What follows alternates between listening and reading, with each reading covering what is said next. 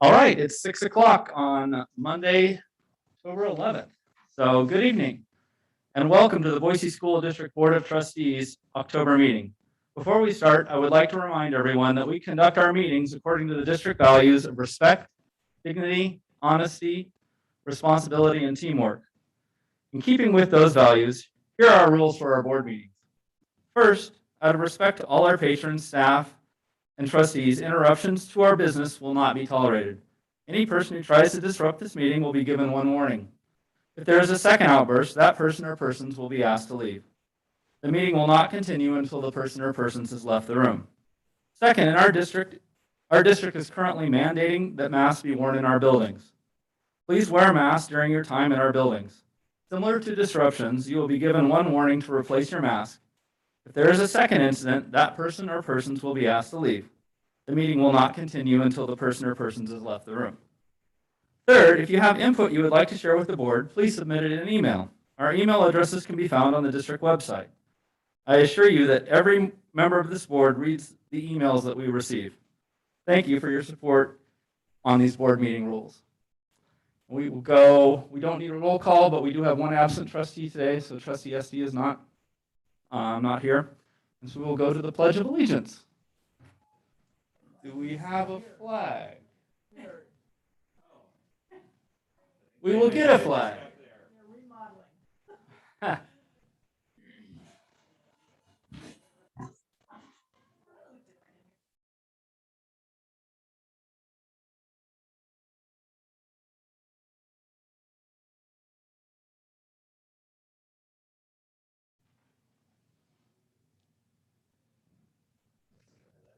Thank you, Mr. Haller. Appreciate it.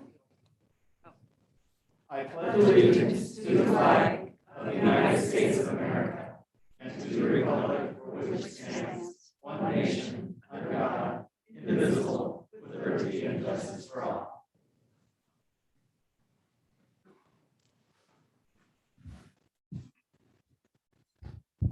And with that, we will go on to the Red and Gold Apple Video Award presentations.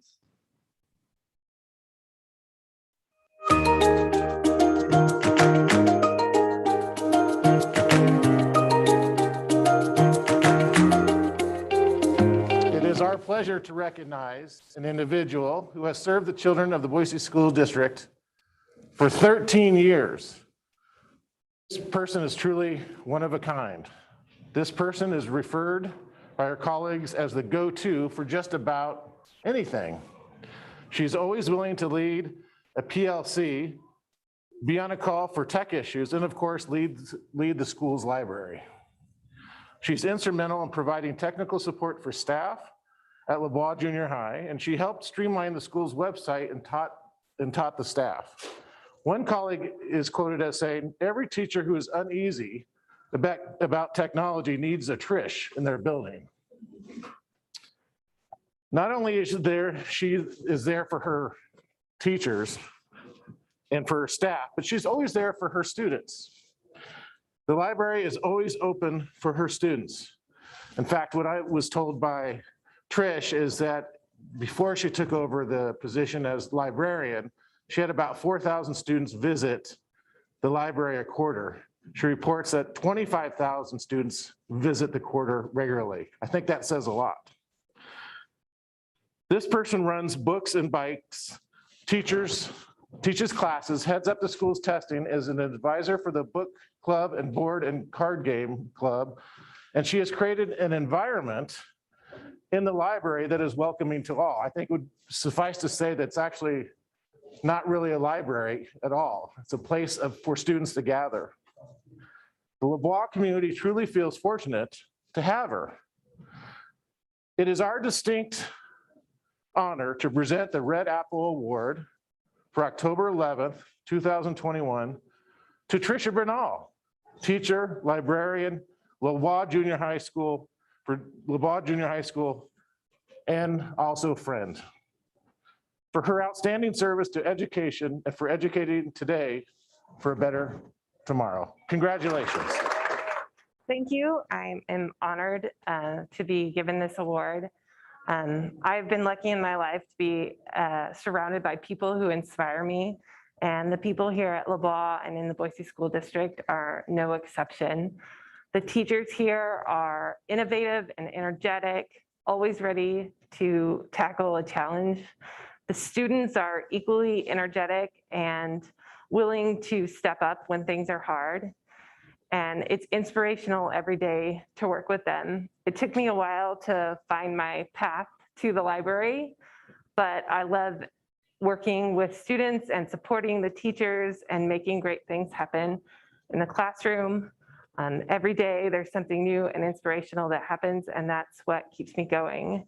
I'm so excited to be recognized and to recognize all the great things that happen at LeBlanc and be honored with this award.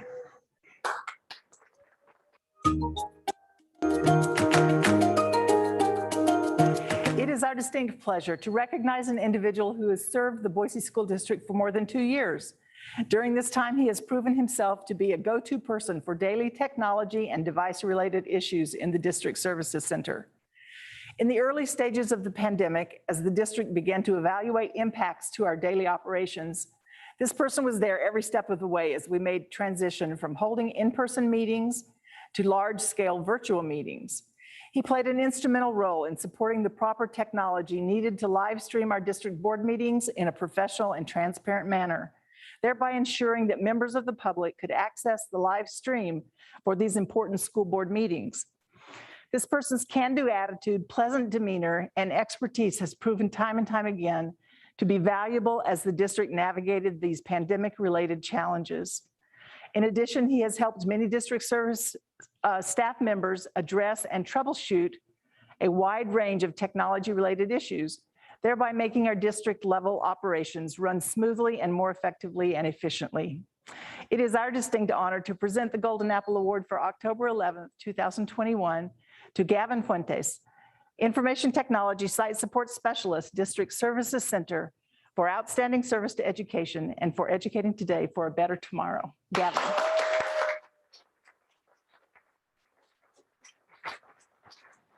Gavin, here's your Golden Apple Award and the words written for you with a certificate. Well, thank you, Trustee Gregory and members of the board and district administration. I just can't say how grateful I am for this honor. What a crazy 2 years that it's been. If you would have told me that I was taking all of this on in the middle of a pandemic and then the various crazy things that would come up in the meantime, I mean, I wouldn't trade it for anything at this point. It's been such a wonderful opportunity to get to work with this information technology department. From our engineering staff to our help desk staff, our other client services members, our information systems teams, both student and business, our management team, Will, Christine, Brian, Kimberly, all of them.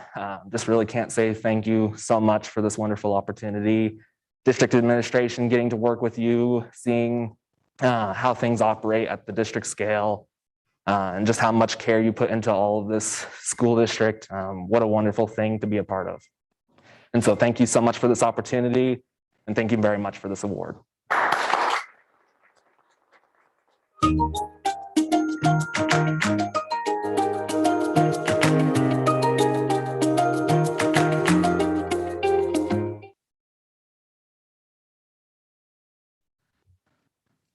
Well, once again, our district relies on great employees, whether they be teachers or librarians or technology folks. It takes a village to make this place run, and we appreciate every one of them, and we appreciate the people that really do a great job. So thank you, Gavin and Tricia. Appreciate your efforts. Next, we're actually going to go on to a really fun thing, and we have the Bob Wand Memorial Art Presentation, which we haven't done. Well, did we do it last year? I think we still did do it last year, but it just doesn't feel the same. But we're going to do it via video. It'll be great.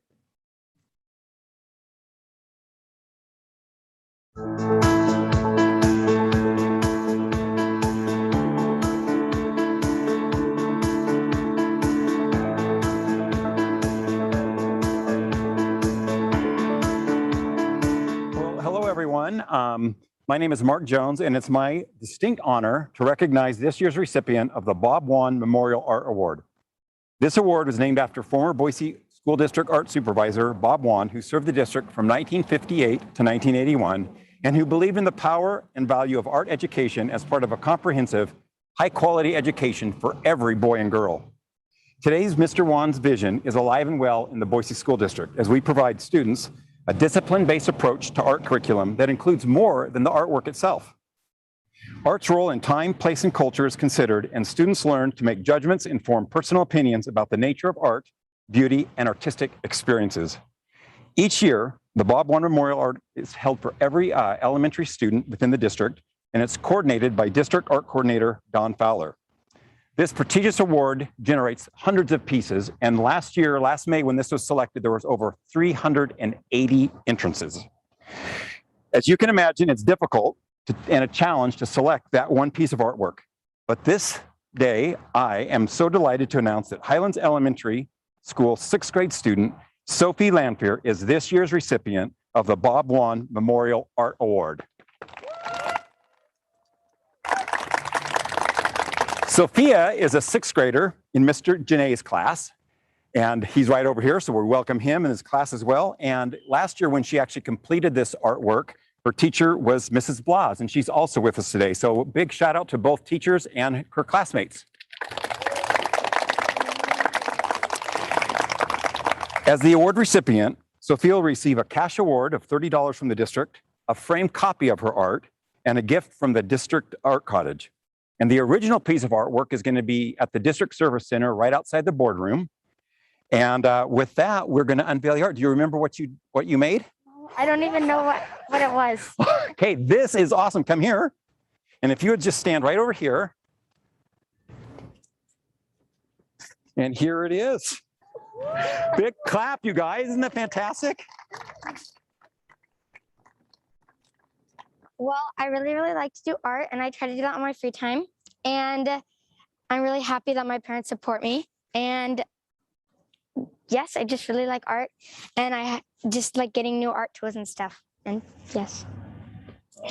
Fantastic. Let's give her a clap.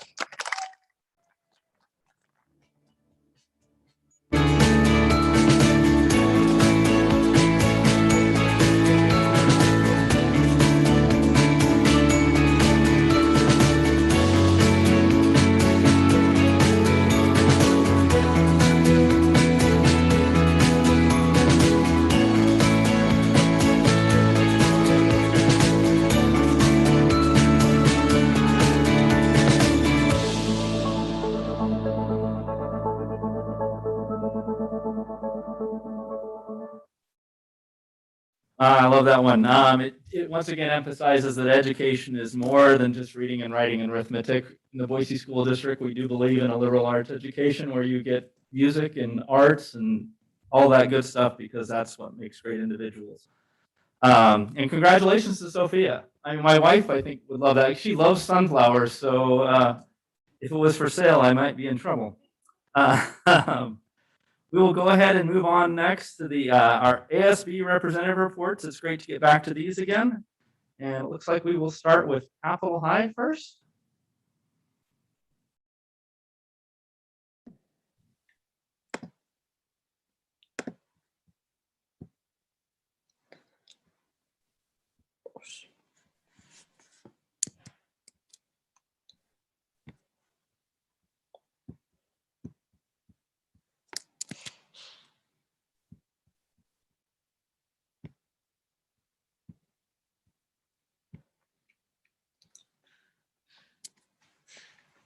Hi, President Wagers, Superintendent Dennis, and members of the board. Thank you for having us, and we're so excited to tell you about what has been happening at Capitol High School this year.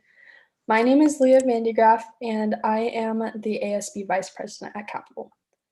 So first of all, on the first day of school, we as a student council met together a week before school started, and we put together little teacher welcome gifts. And we delivered them to all the teachers so that they could feel welcomed and excited for the first day of school. And then for the actual first day, we did a little celebration where all the teachers stood outside of the school and we welcomed all the students in.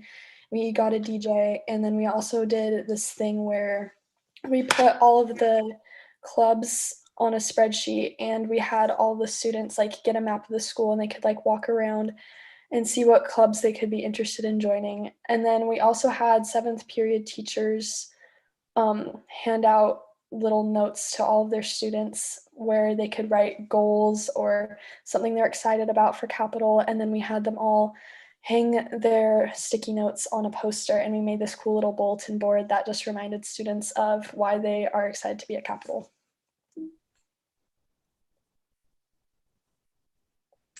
And my name is Allie, and I'm the ASB president at Capital.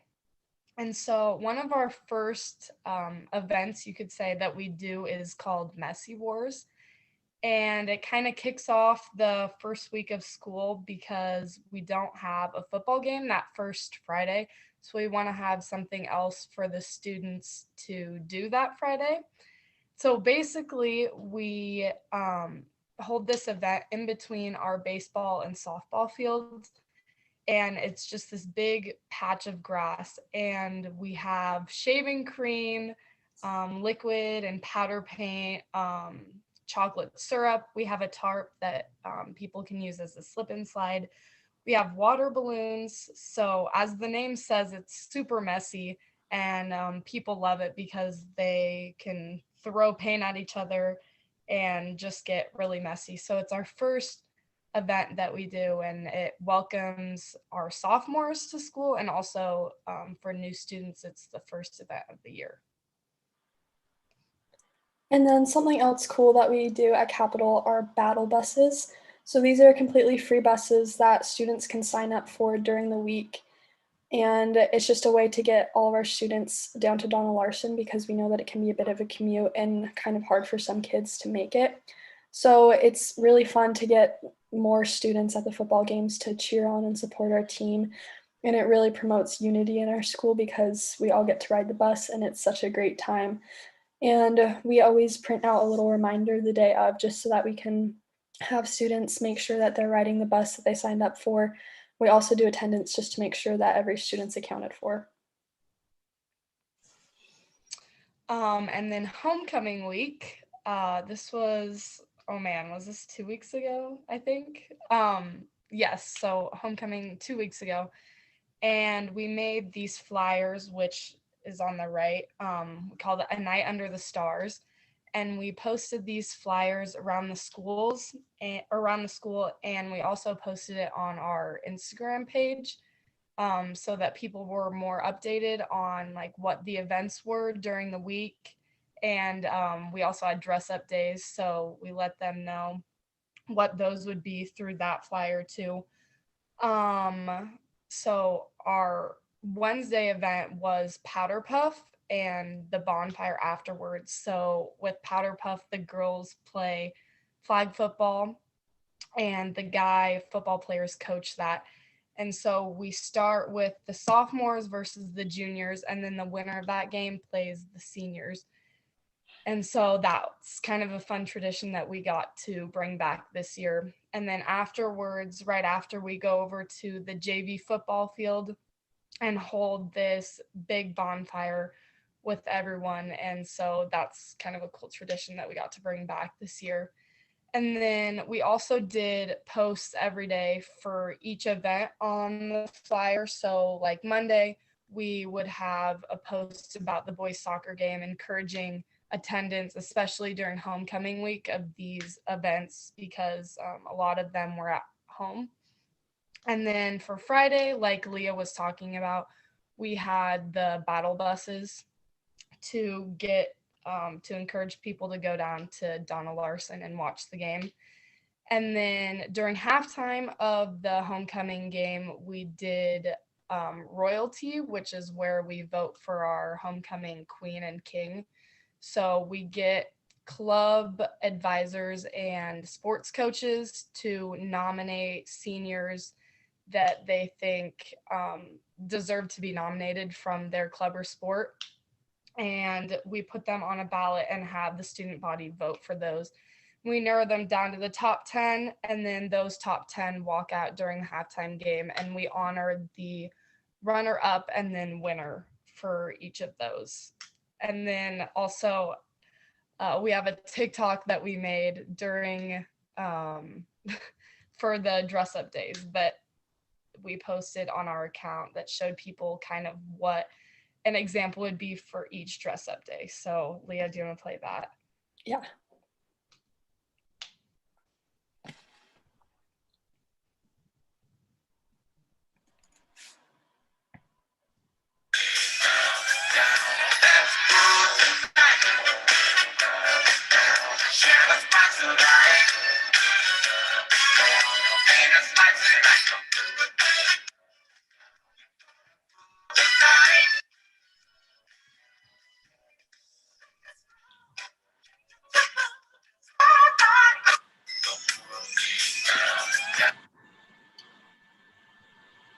Okay. So then for our actual homecoming dance, we had our dance on September 25th and we hosted it in our courtyard just to make it COVID safe, and we had people wear masks, and it was really fun. It was really cool to have it in our courtyard. And we got a photo booth and we had popcorn and candy for treats, and it was just such a great time for all of our students, and it was a really fun thing to do, to be able to have an event after not being able to do anything for a year and a half.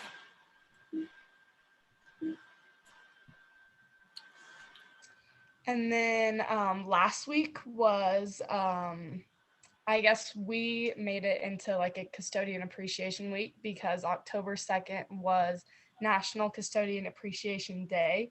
So we made a poster saying that we love our custodians, and we got their favorite snacks and drinks, and we made each of them cards telling them how much we appreciate them because it's a position at our school that doesn't get as much recognition. And then also it was Apply Idaho Week. So we made these posters that said I applied, and then had students write their names once they had applied, and then we hung them up down one hallway of the school. So it was kind of cool seeing all of the people who applied during Apply Idaho Week.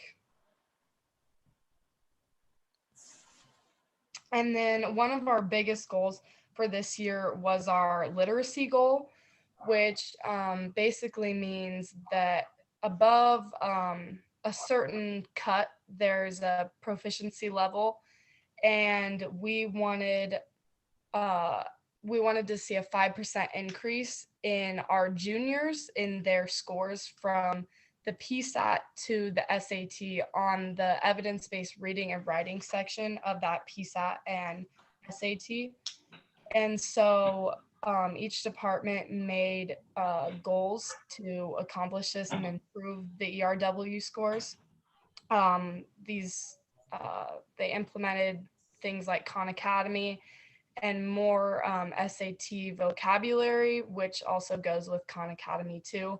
And then Avid continued to work on Avid strategies. And then also each department did item analysis, meaning that they took their questions that pertain to their department on the ERW sections and worked on those with their students. And wanted to do this just because it shows if they can get above proficiency level, then they have 75% higher of a chance of passing like a college level course. And this is something that we really want to see improved in our school. I think that concludes our presentation. Is there any questions? Thank you, Leah and Allie. Any questions from, looks like Trustee Oppenheimer has a question. Of course, thank you, President Wagers. This is always one of my favorite activities of our board meetings, and I've missed it. So thank you so much to you, students. And so a couple of things. First of all, it sounds like you guys are off to, and it's weird because I don't know where to look. I'm going to look at my computer and hopefully see your faces. It sounds like you are all off to a really good start, and I love to see how you all are building community within your school, among students and with your teachers. I love the fact that you celebrated the Custodian Day. I didn't even know that existed, but how great, because our custodians make the world go round, don't they? And the other piece is that I really loved how on your literacy goals, how you all came together to develop your own goals for this literacy increase. But all in all, it sounds like you guys are off to a great start, so congratulations. Anything else from trustees? Well, Ally and Leah, thank you so much. It's great to hear what's going on at Capitol High. That's my alma mater, so I appreciate that. You guys are having way more fun than I did, I think, when I was there, which is great. And thank you so much for presenting to the board tonight. Thank you. Yeah, thank you guys.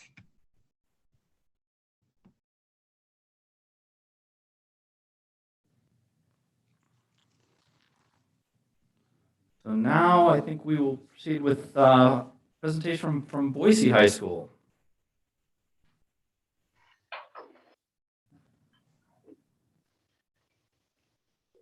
President Wagers, Superintendent Dennis, and members of the Board of Trustees, thank you for welcoming us to represent Boise High School. My name is Trinity Compton. And I'm Evan DiVittorio. Boise High student culture is second to none. This was apparent during our homecoming week. From our car bash, serpentine walk, powder puff game, and our parade, which was the largest in recent history, with 35 groups walking or on floats snaking around downtown, to our homecoming game and our dance with over 1,000 students in attendance. Boise High students showed up and showed out, and it wouldn't have been possible without our one-of-a-kind hype squad, BOISE. They're at almost every home game supporting our student athletes and bringing the energy.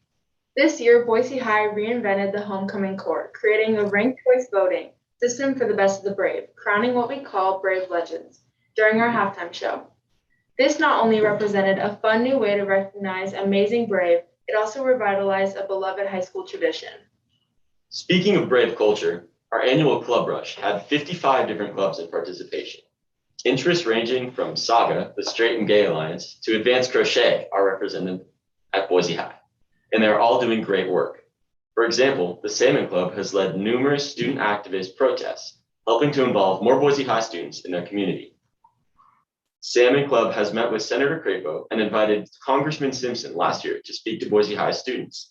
This club has pushed more students to become involved in Idaho conservation through political activism, art projects, and elementary outreaches.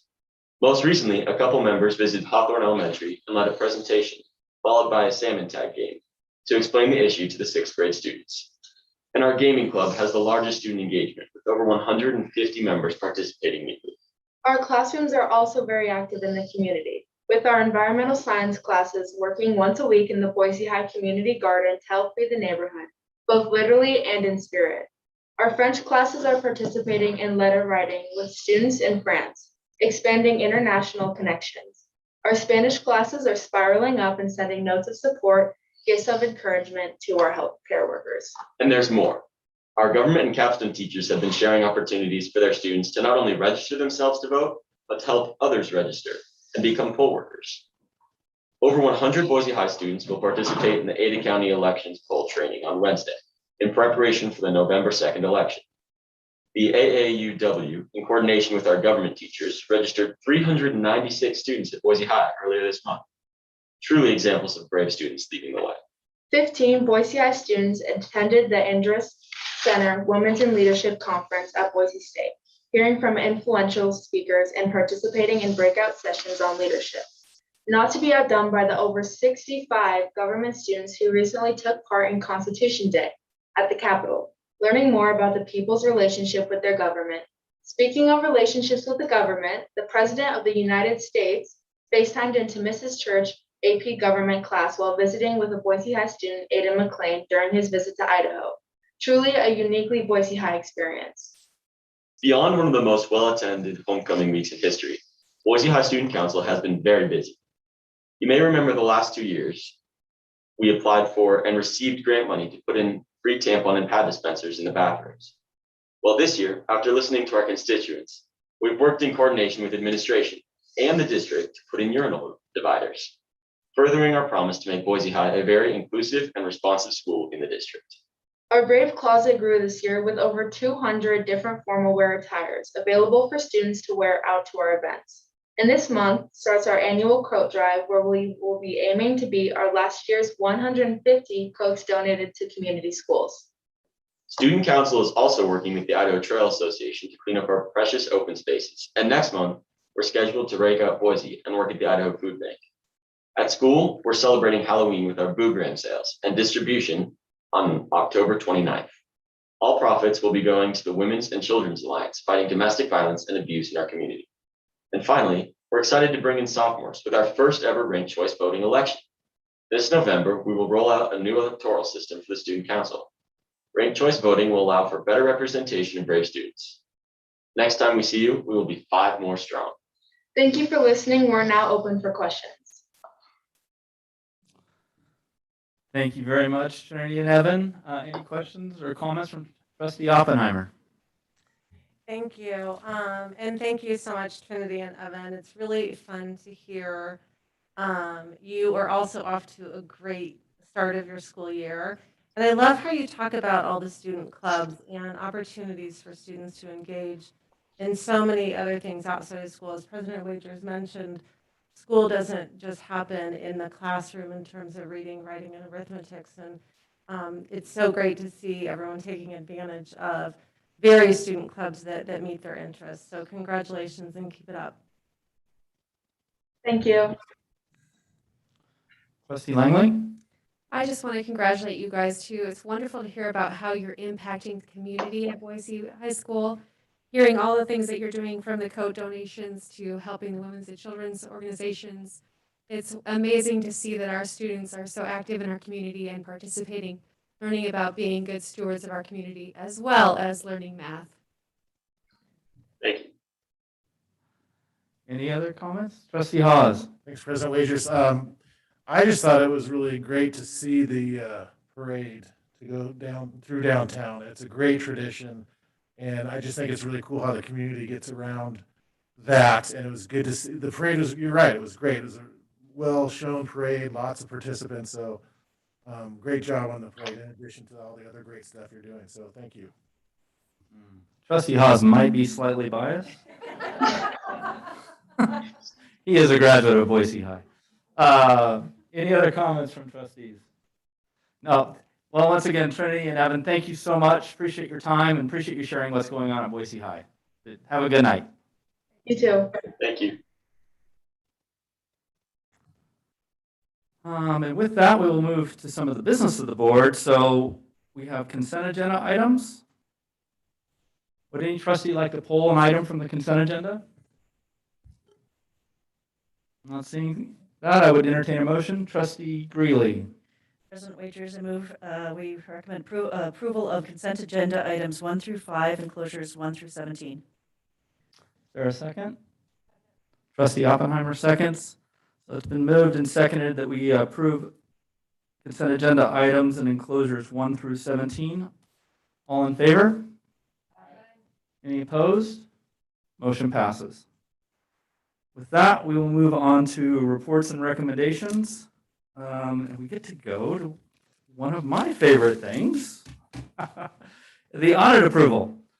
And I guess you get to hear from me for a little bit because I serve on the audit committee and it's part of the strategic planning committee as well. And so we've had a chance to meet with the auditors and we have a final audit for the Boise School District, which is great. It is in your board packet or online. If you'd like to access that, you can access that audit. We had the chance as a strategic planning committee to meet with the auditors both in the spring and kind of set up the audit, as well as last month when the auditors met with the whole committee and we went through the audit in detail at that point.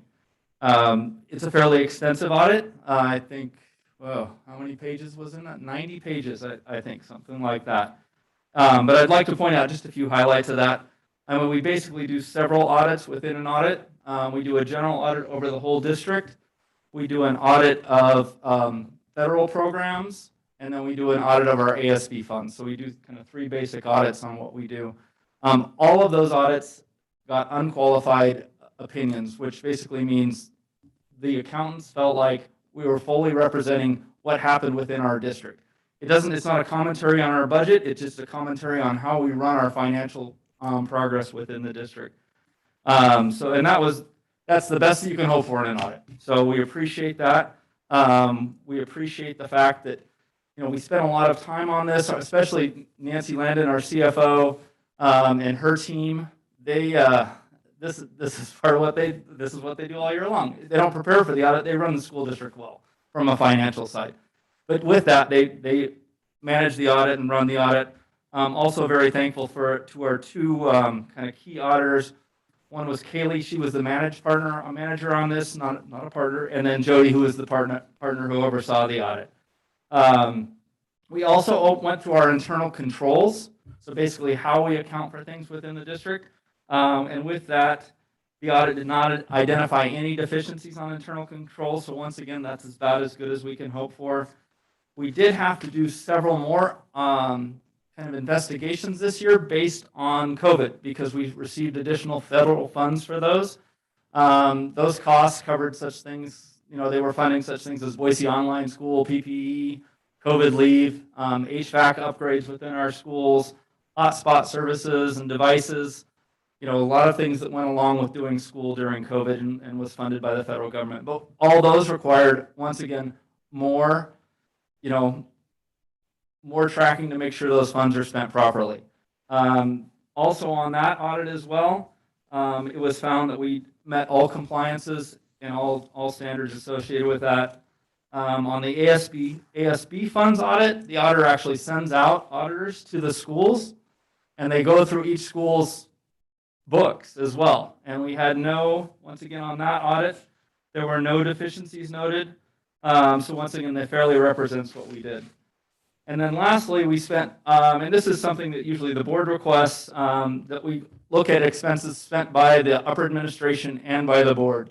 And so we go through our P card, our purchase cards, statements, and all payments done on that.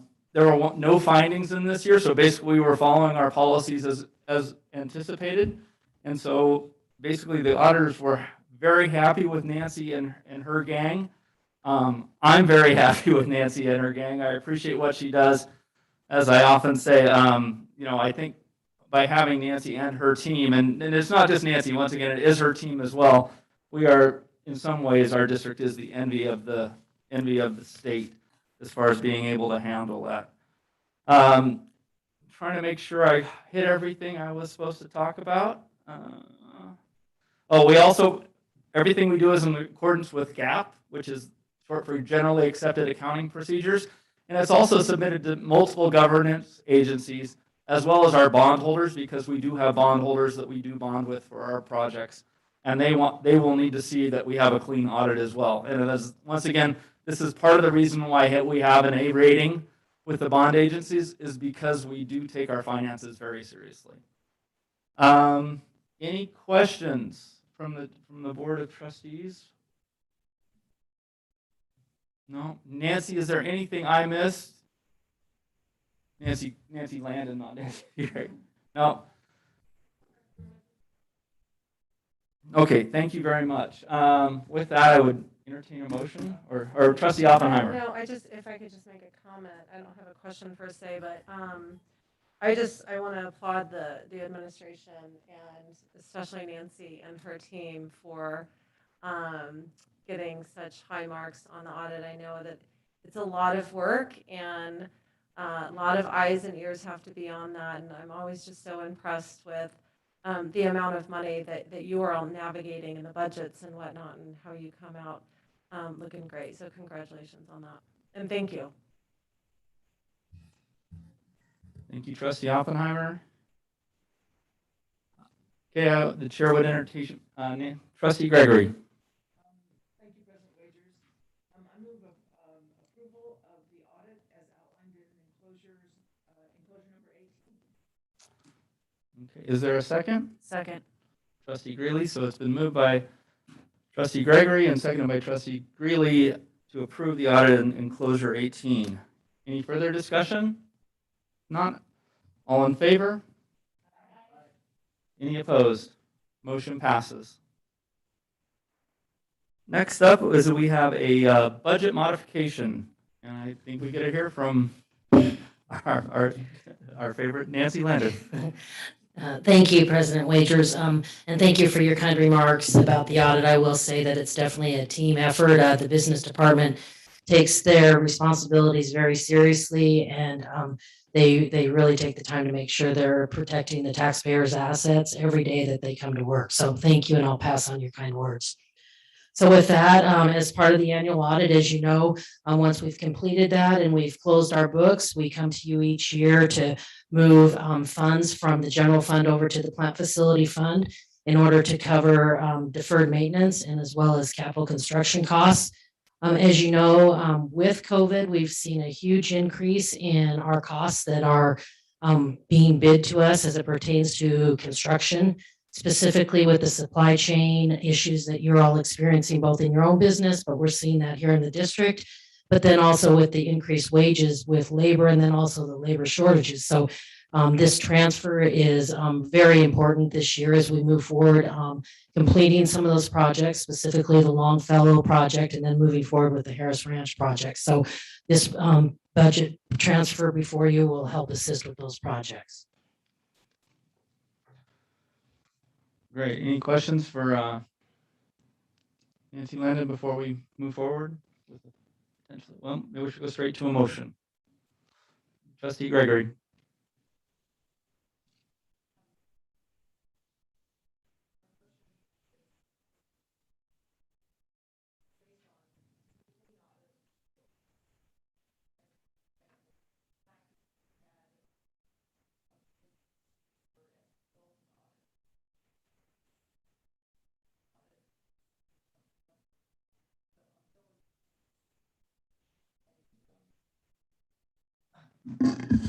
Too far away. And the sound management practices that our department has done to overlook our funds and how we have managed them. And so it is my motion that we move the money from general fund to plant facility fund in the total of $10 million. So it's been moved by Trustee Gregory and seconded by Trustee Langley. So any discussion?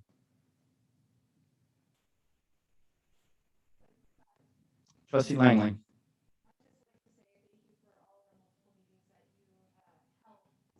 Thank you for all the multiple meetings you held over the year to prepare us for this transfer so that we understood the consequences of what would be coming. You're welcome. Any other discussion, comments? With that, we'll take a vote. All in favor? Aye. Aye. Any opposed? Motion passes. Thank you. Thank you, Nancy, for everything. Next up, we get to talk school. All right. And Director Jody Mills is up, and away we go with IRI data.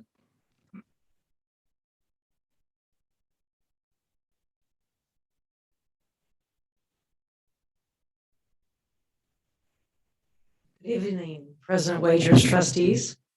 I have the privilege tonight of presenting the Idaho Reading Indicator information and evidence for the 21-22 school year. This is going to be a look back all the way to 2018 to show and to document the evidence that we need for unfinished learning, as well as how we're progressing on the district goal of 5% for the literacy. So starting, I always like to orient with the charts. There's going to be quite a little bit of evidence on each one of these. The first one shows this is as a district. And so this would be a K, kindergarten through 3, third grade look. And right now, current year with the assessment we just got done delivering in August, 61% of our children returned from summer, scoring a proficient mark on the Idaho Reading Indicator. The way it blocks out then is we always like to see tier 1 kids. And this is the ones that have been identified on this particular measure as meeting or being on trajectory to hit mastery by the end of the year.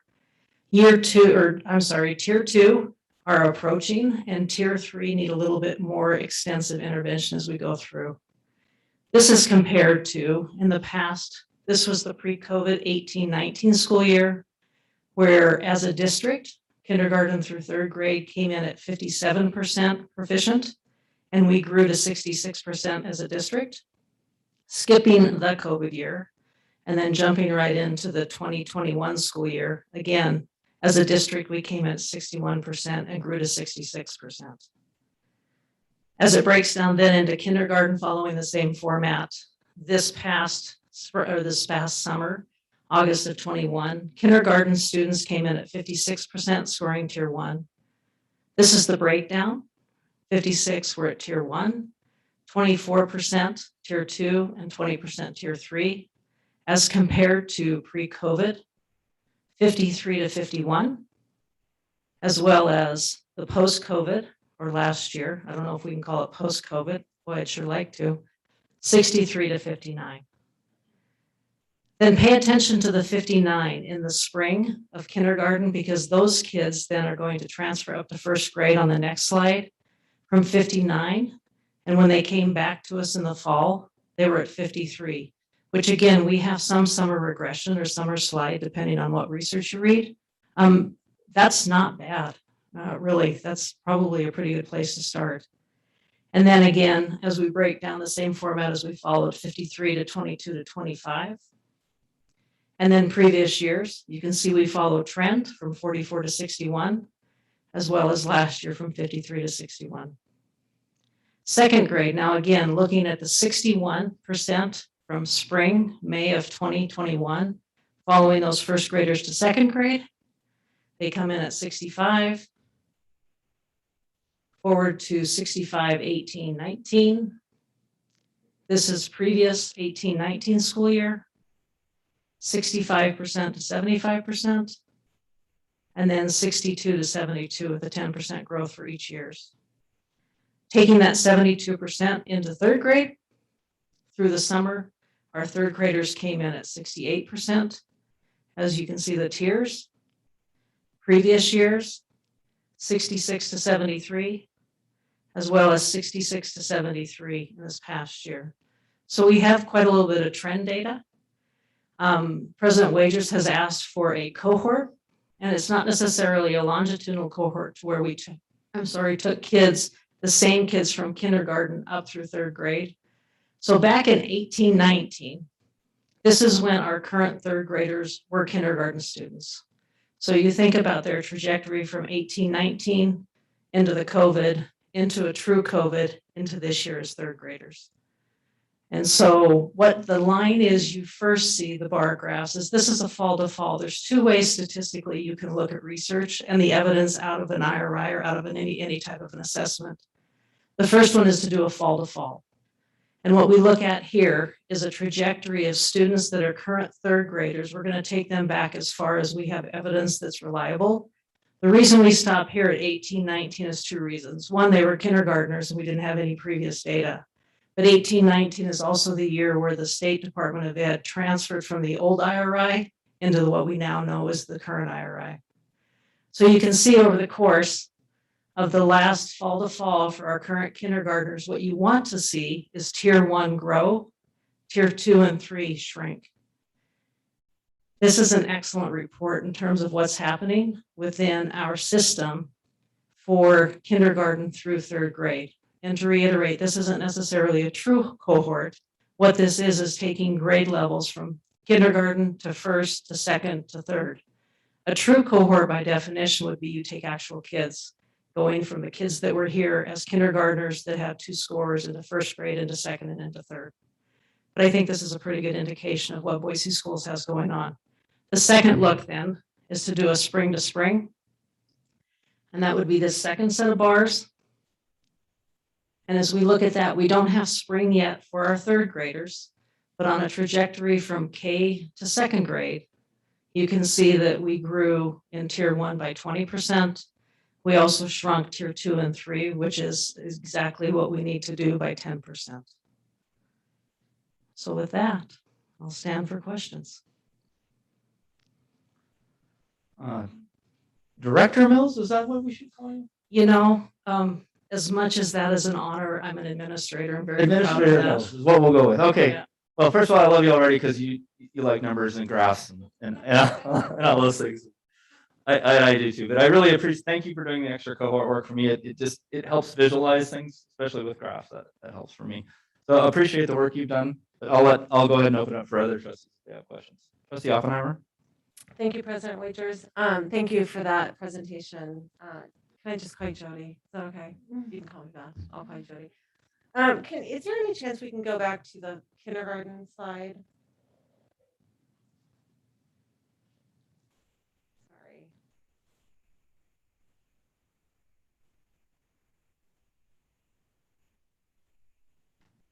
Okay, so current year 56, 2018, 1950. We went from 53 and then skipped a year, correct?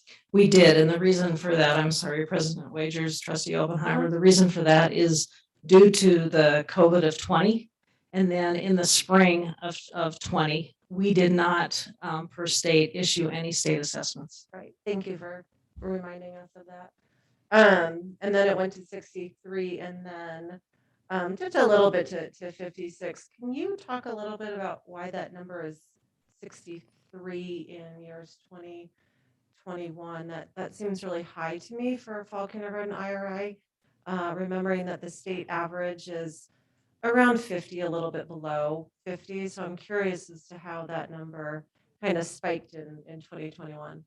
President Wagers, Trustee Oppenheimer, I would say the indication there is due to possibly a testing procedure that was going on. During that particular year, if we remember back just a year ago, we were in between remote to hybrid. Where the window fell, Boise schools allowed some testing to be done from home. And so it wasn't necessarily a true valid environment of testing. And so this may be reflective of the fact that we combined between in-house testing inside the school district as well as home. Sure, thank you for that. I kind of guessed that, but I wasn't sure if that was really the answer.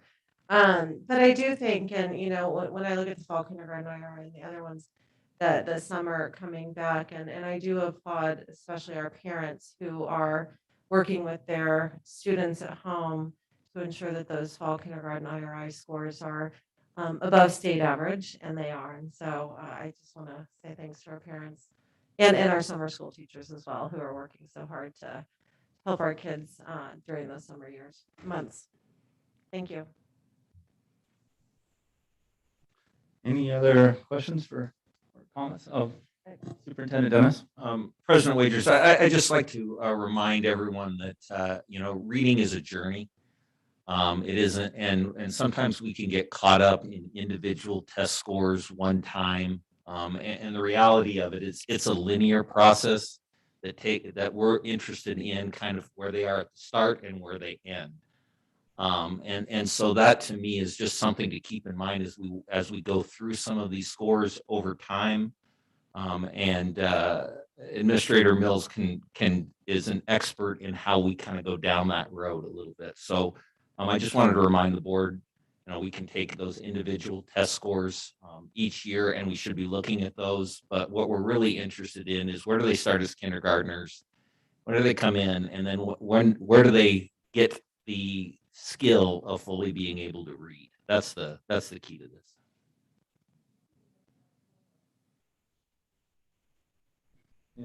Trustee Gregory. Thank you, President Wagers.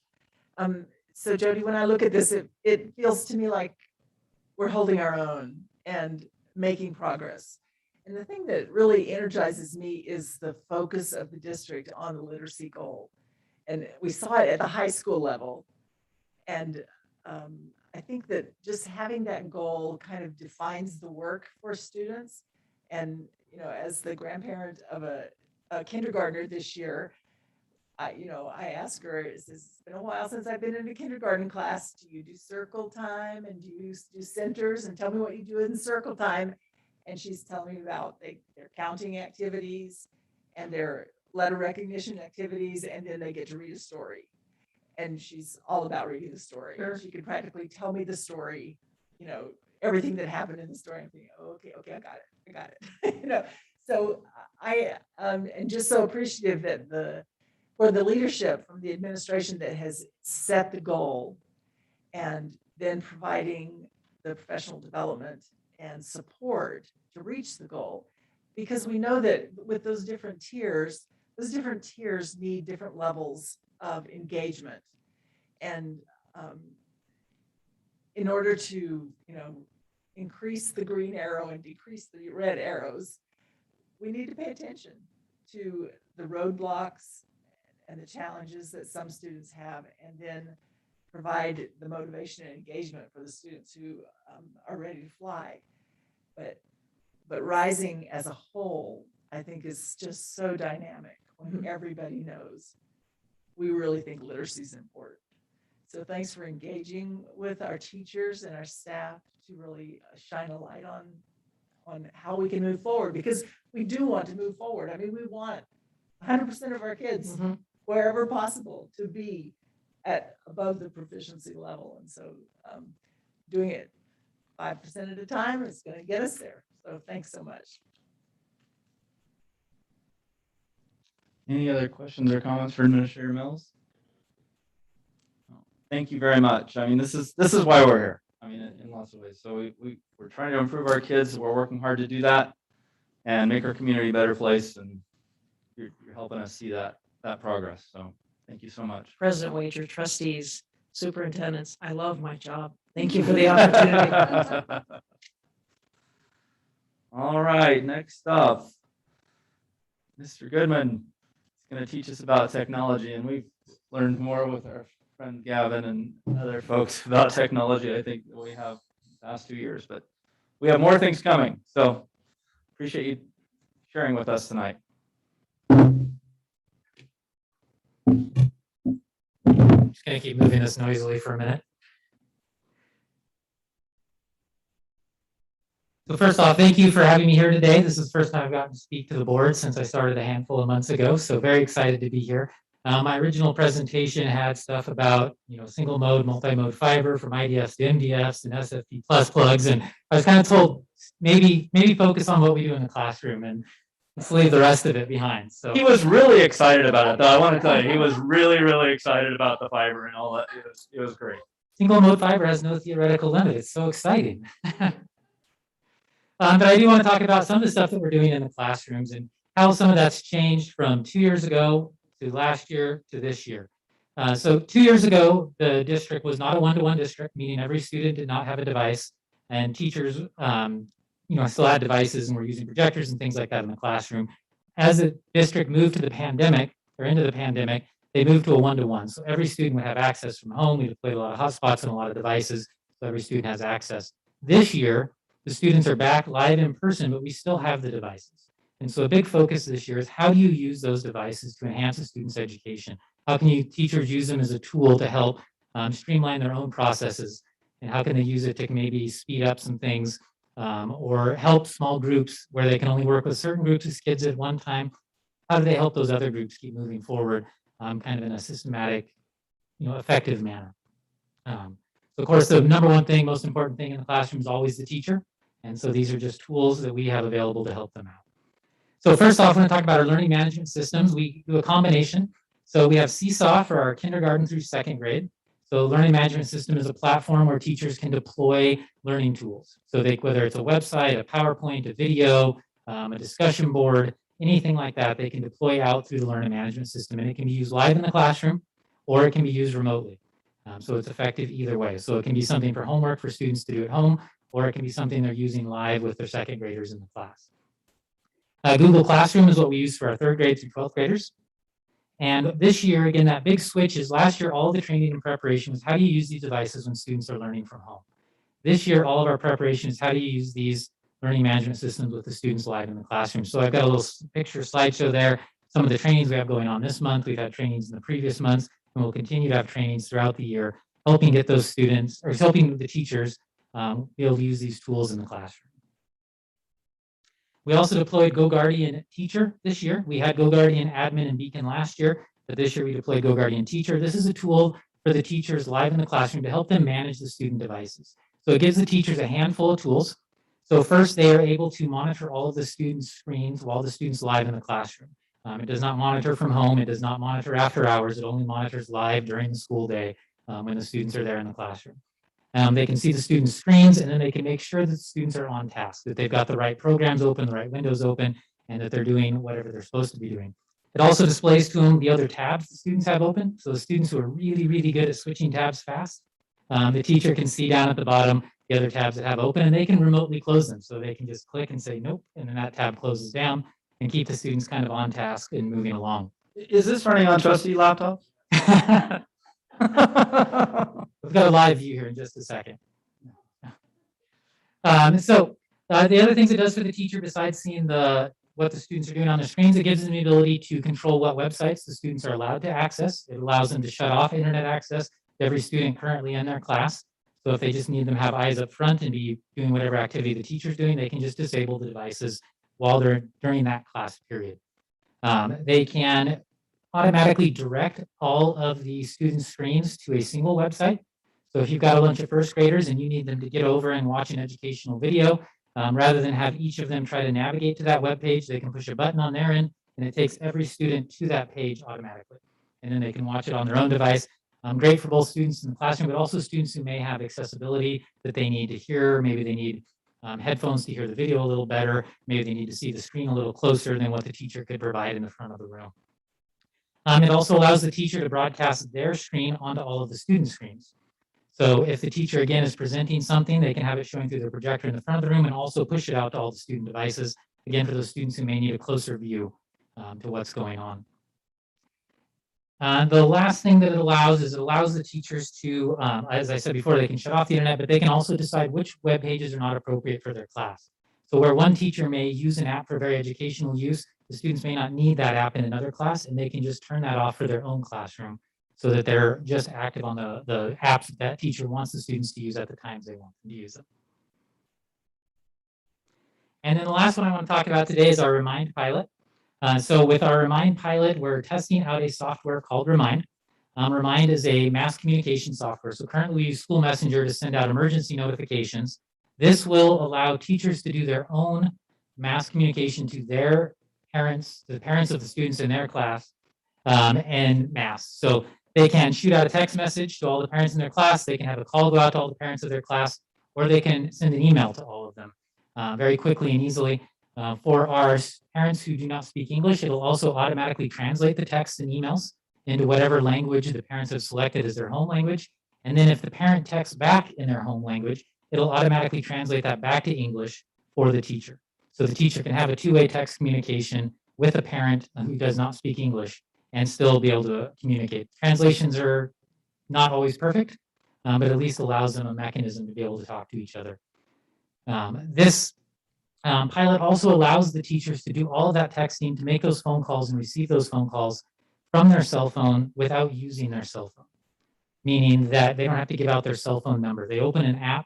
The app assigns a number to that teacher that becomes their permanent Remind number. And then when parents text that Remind number, it does show up on the teacher's phone. And if they call that number, it does call the teacher's phone, but the teacher doesn't have to give out their private personal phone number for that communication. So it's a tool where teachers can feel comfortable using it without having to worry about their private information. And lastly, everything that's done within the app is recorded. So if there's any issues or questions about what texting is going on or what communications have happened, all of that is kept archived and available if we need it. So with that, I want to keep it really short since I cut 90% of my slides out and stand for any questions. Trustee Gregory. Will, is this rolling right now, this Remind pilot? Yes, Trustee Gregory, President Wagers, yes, the Remind pilot is live. Some of the schools are already actively using it. And then there's training for some more schools happening later this week and next week. Follow up. Do we have the opportunity to, or possibility to collect data on that? Like, I'm particularly interested in the translation for parents who don't speak English. Can we collect data on how effective it is? Yeah, President Wagers, Trustee Gregory, yes, there is a ton of data usage statistics that come out of this. As we extend the pilot, we'll be able to tell how many messages were sent, the types of messages, how much was translated, which schools were using it, which teachers were using it, to really analyze the pilot and make sure that it's effective before we move forward. We're doing it in around 23 schools right now, so a little under half our schools are trying it out. Okay. Trustee Oppenheimer. Thank you, President Wagers. I want to follow up with Trustee Gregory's question around the Remind pilot, and you mentioned that right now it's only translating in Spanish, or did you say every language? President Wagers, Trustee Oppenheimer, it translates to 90 languages. Oh, okay, I missed that part. I'm sorry, I thought that you just said Spanish, so great, even better. I love it, thank you. Trustee Gregory, follow up? So several years ago, probably, I don't know, 8+, we participated in something called Clarity. which was a survey tool that the company sent out to all of our parents and students asking availability of devices, access to internet, if they had landline, if they had a cell phone, all those kinds of things. Do we get that data in a different way? That was probably one of the first iterations of a district-wide poll, a survey that I had heard of. But this makes me feel like we're way ahead of that because we have this very unique app. Have we surveyed our parents as a result of COVID? Do we know who needs hotspots, who has a cell phone, what's their best way of communicating, email or text, et cetera, and so forth? President Wagers, Trustee Gregory, for some of that history and background, I'd have to turn it over to somebody who's been here longer than I have. But we do, we know how many students were using hotspots last year. We know how many by the end of the year were still actively using them, and the number dropped drastically throughout the year to the point where there were very few students actively using them, with the assumption that most of them probably receive home internet now or have found another way to access it. We've also been pushing out this year a program by the FCC called the Emergency Broadband. And what it does is it allows students in need to sign up for the service, and the FCC will cover $50 per month for home internet. And so we've been working with our social workers and counselors, principals, to pass that information out to any families of need, and then helping them sign up where needed, so that they can have a little bit better quality connection as with a home internet connection than they would have with a typical hotspot. President Wagers, can I just follow up with Superintendent Dennis, and then we'll get to Trustee Haas. Yeah, Trustee Gregory, one of the things that we have done this past year is just because the hotspots got turned off at the end of the school year doesn't mean we gave those hotspots back to the company. We still have a significant number of hotspots. And so if there are issues with families that are struggling with some of that, they work through their schools and we have the ability to turn those back on for families. So we're monitoring all of that, all of those families that are in need of some sort of help electronically in order to keep continuing to pursue that at home. So the one-to-one still works no matter whether the surveying or not. I think we've got a good system in place to identify those families. Thank you, Superintendent Dennis. Trustee Haas? President Wagers, thank you. When you're referring to devices, does that include smartphones or is that just laptops? President Wagers, Trustee Haas. So in our case, we deploy Chromebooks to the students for the most part. So we have a few MacBooks and a handful of Windows PCs that also get deployed. Those are for specialty classes. So our video production classes, our graphic design classes typically work off of a Mac. And then our engineering classes work off of a Windows PC. The rest of our students are on Chromebooks that we've deployed. We don't deploy smartphones to students. We do deploy tablets, mainly iPads, to kindergartners, and then also students with special needs that may need a touch interface or some different features, in not having a mechanical keyboard, for example, or a touchpad. We will deploy tablets out to those students also. Thank you. Any other questions? Thank you, Bud. Thank you very much. Well, great first presentation. That finishes up reports and recommendations. That will move on to other business. Not my favorite piece of other business, but we do have a trustee that has resigned. Trustee Esty sent in a letter of resignation on Thursday evening. And basically says, after much deliberation, I have decided to step down from my position as a trustee for the Boise School District. The demands of my time professionally have increased substantially since I was elected. Despite my best efforts, I am unable to devote the time necessary to meaningfully participate in carrying out the responsibilities of a trustee, particularly in light of the many challenges facing public schools. I am grateful for the opportunity to have served the Boise School District for the past 3 years and extend my sincerest appreciation to the district's administration, staff, and my fellow trustees. With gratitude, Alicia Esty. And I'll just, Alicia has been invaluable to our board in many ways and to the administration, and has developed many, I guess, maybe relationships that we didn't previously have because of her position somewhat with Boise State University. She was vice president for university affairs and chief of staff. She's also an attorney. She's also a CPA. She also has a master's in public health.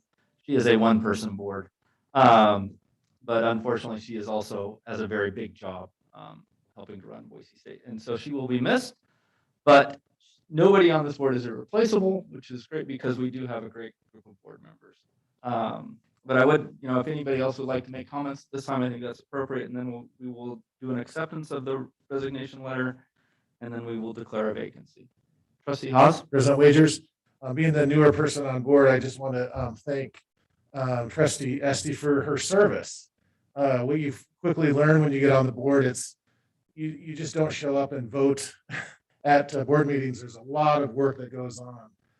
Committee meetings, workshops, there's a ton of work that goes on other than just the board meetings. So I just want to publicly thank her for her service.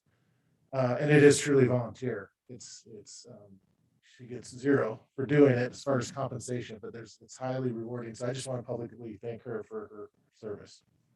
Thank you, Trustee Haas. Trustee Oppenheimer? Thank you. This is a hard one for me, not gonna lie. I've known Alicia Trustee Esty for 20 years now, and the two words that come to my mind are dignity and grace. And everything that she does with her job, her professional, everything she's done on the board, the way she presents herself in the community. She's a hard worker, and she's solid, and she's one of the smartest people and most kindest people I know. And we are really going to miss her. And you say, no, no one's irreplaceable. This is a tough one. This is really a tough one. And I just want to publicly thank her for her time and commitment. I know how hard she works, and I just know that this was a very tough decision for her. So just want to say thank you to her. Thank you, Trustee Oppenheimer. Trustee Gregory? I too want to express thanks to Alicia for being a trustee on our board and acknowledge the fact that her workload changed about 2 weeks after she first took oath of office. And so she has been bearing double burden for 2.5 years and done it so graciously. And there have been times when she's a perfect example of somebody who walks softly but carries a big stick, because when she speaks, it's usually very succinctly and to the point. And it has benefited our board on numerous occasions to hear and be counseled by her wisdom and her observation, which has always been acute and on target. So thank you to Trustee Esty for her service. Thank you, Trustee Gregory. Trustee Greeley? Thank you, President Wagers. I'm not going to reiterate what everyone else has said, but I would add to it that for me, I also appreciate Alicia's service to our school district, and especially her calm and steady voice that she always had. But I always appreciate that one of her many strengths. Trustee Langley? It is difficult to say goodbye to Trustee Esty because of all that she did for the Boise Public Schools, but I would also just like to recognize everything that she's done for Idaho education, public education in general, as she leaves our board having served us for 3 years, dedicating so much more than we can even explain to you through her contacts and extra efforts.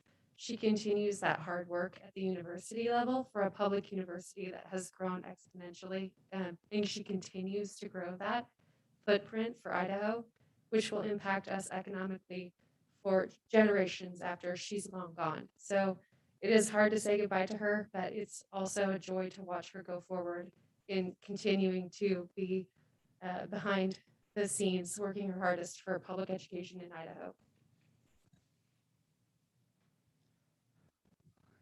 Superintendent Dennis. President Wagers, I don't know that I can add anything else that hasn't already been said. Alicia was a go-to for us as an administrative team. She was somebody that we could count on. We could call up, get advice on, as far as things that were going. She had the unique ability to not only serve as a board member, but also serve in an administration at Boise State. So she had a very unique perspective. And so, I think what Trustee Oppenheimer said about her dignity and grace is right on. But we're going to miss her also because we count on her as a friend. So we're going to miss her. The friendship will continue. The professional relationships will continue. But we'll miss seeing her in that seat. So I wanted to just add that. Thanks. Thank you, Superintendent Dennis. With that, Trustee Greeley, aye. Sure. President Wagers, I move to accept Trustee Estes' resignation from the board effective immediately. Is there a second? Second from Trustee Gregory. Any other comments? All in favor? Aye. Any opposed? Motion passes.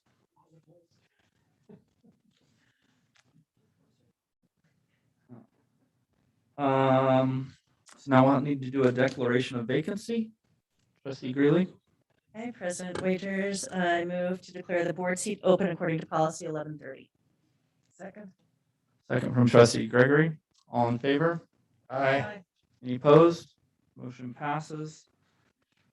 Just last little comments on that. So we will follow our policy 1131, which is filling vacancies on the board of trustees. And according to our charter, we have 90 days to fill that vacancy. And with that, that brings all noted business to an end, and we will go ahead and go to Board of Trustees and Superintendent comments. Superintendent Dennis. President Wagers and trustees, I just thought I'd give a quick operational update on how we're going through the process right now of kind of keeping our schools open. There have been significantly positive signs. So I want to start with some positives here, since we seem to be living in a society right now that wants to talk about the negatives all the time. We have seen a reduction in both our cases and our quarantines by 20% over the last 2 weeks. That's a significant decrease, which is really a good sign. Also, our substitute rate is up about 10%. So from the mid 60s to the mid 70s, which may not sound like a lot, but when you're talking about 400 or 500 absences on any given day in a district, a 10% increase covering 50 more classrooms is a big deal. We're nowhere near where we were pre-COVID with about a 90 to 95% fill rate. So we still got some work to do there, but things are trending up, and we like to see that. We still have some significant work to do. We have some unfilled paraprofessional jobs that continue to go unfilled. Like in lots of areas in our society right now, we're just having trouble finding people willing to work in those areas. I'll give a shout out to Lynette Daw, who has worked significantly hard with the Durham Bus Company to try and figure out our bus situation. Continues to be a challenge for us each and every day. But through some reduction in routes and some people coming back on duty, we're getting in a better position than we have been over the last few weeks. Probably one of the biggest issues that we have going on right now is with our supply chain issues. I think that anybody who works in the private sector or any issue understands that supply chain is a huge issue for everyone. We can survive things that are on back order, like some textbooks or those kinds of things. But one of the areas that is really becoming a little bit more critical for us is in our food service. The supply chain is really having an impact on what we can and what we have available to serve in our school lunch program. So just something to keep in the back of your mind. Christy has done a great job in managing that, but it continues to be an issue for our schools. So just a quick update for you as a board, and then I have another separate issue that I'd like to talk about when we're done with this. Any other comments? Trustee Greeley? President Wagers, thank you. This really just follows the reports today, partially from Administrator Mills, And then listening to the Capital ASB report, there's nothing that warms my heart more than like we're talking about scores and testing and all that, but to have students talk about they get it, they understand why they're looking at a 5% increase in their scores. It was really wonderful. It was wonderful, first of all, to have the ASB students back, but to kind of get that perspective of really seeing it that, you know, I love seeing what happens in the classroom and with the students. So that was wonderful today. Great. Thank you, Trustee Greeley. I have a couple quick, Trustee Haas. Yeah, just on the heels of that, thanks, President Wagers and Superintendent Dennis, just some of the challenges we're going through. As you know, I've, over the last couple of weeks, visited a number of schools to talk to the principals, and I just want to add that given these challenges, I just want to say thanks and give appreciation to the teachers and staff at these schools to do all the superhero stuff they do anyways, and add on top of that, help, you know, try to manage a world pandemic. So I just want to express my appreciation to teachers and staff.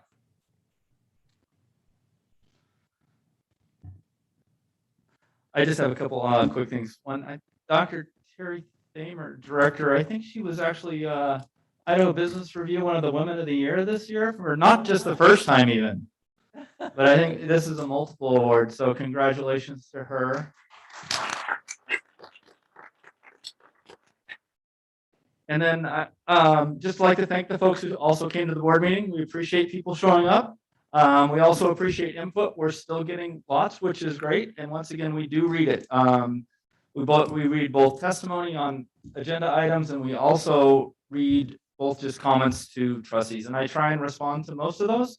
I don't quite make them all, but I think I'm probably 95%. And it is important, you know, and this is a, you know, it's a meeting for the public. So this is, we're glad you're here. Superintendent Dennis. President Wage, just if you just give me a kind of a personal moment here to just talk about something that we experienced this weekend. One of our principals that retired a couple of years died a week and a half ago, Quayne Kenyon. And his funeral was Saturday afternoon. And one of the things that I think sometimes we underestimate is the power of appreciation.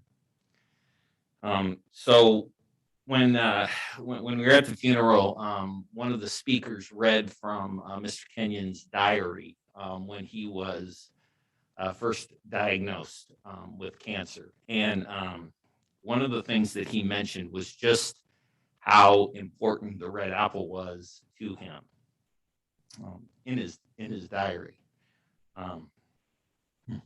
Excuse me.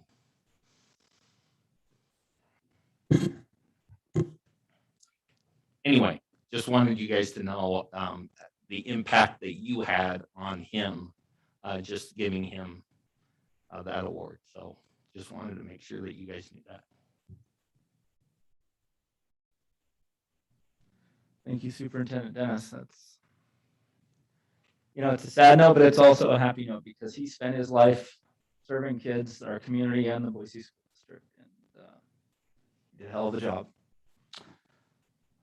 Any other comments or board superintendent comments? Seeing none, I entertain a motion. I move to, oh, I saw Nancy's pin go up. Oh, go ahead.